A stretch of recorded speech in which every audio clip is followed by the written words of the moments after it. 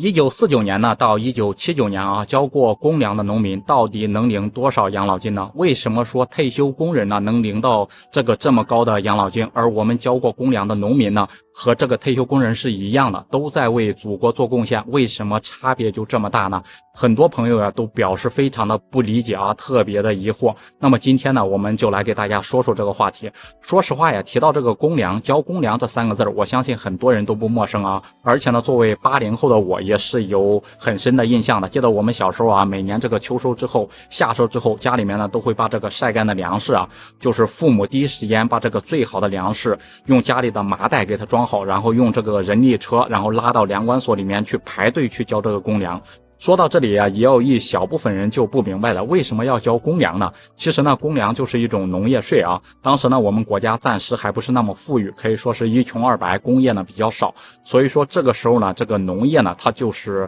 这种职业啊，也都是要去交税的，就通过这种以粮代税的方式来征收这笔农业税。其实作为农民交粮、交公粮啊，这些农民真的是毫无怨言，可以说当时他们在吃不饱穿不暖的这种情况下，都会把最好的这个粮食给上交，甚至呢，很多人还都是饿着肚子的。然后呢，度过了我们那个很艰难的一个时光啊。后面就是国家通过建设，我们国家也变得更强了，变得更加富有了。因此呢，国家就取消了这个农业税。所以说，直到后来有人提出来，就是让我们农民啊，就是之前农民交过这些公粮的老人和这个城里面的退休职工一样，都为祖国做过贡献。那就是为什么他们没有这个养老金呢？就是你像城里面的职工，他们是交了这个社保了，社保呢就是自己交一半，然后呢单位给交一半，到了这个退休以后呢，才能领取这个养老金。其实这个交社保呀，就是交的多，就是养老金呢领的相应也是多的。你交15年、20年和30年，你领到的这个养老金啊，它的金额也是不一样的。但是呢，相对来说，我们农村的农民啊，交粮它是属于这个税收啊，他们进入到最终的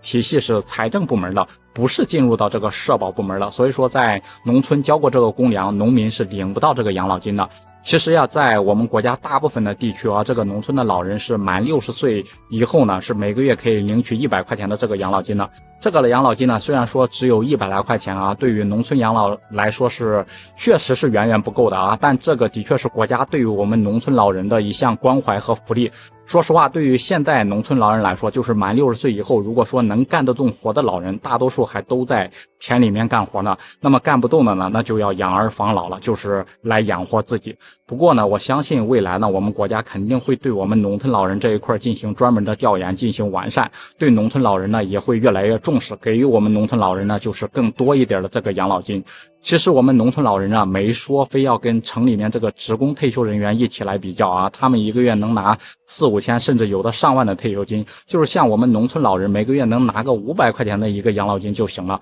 咱们也希望这个农村老人的这些愿望呢能够早日实现。不知道大家对此有什么样不同的看法和观点，可以在评论区里面给我留言。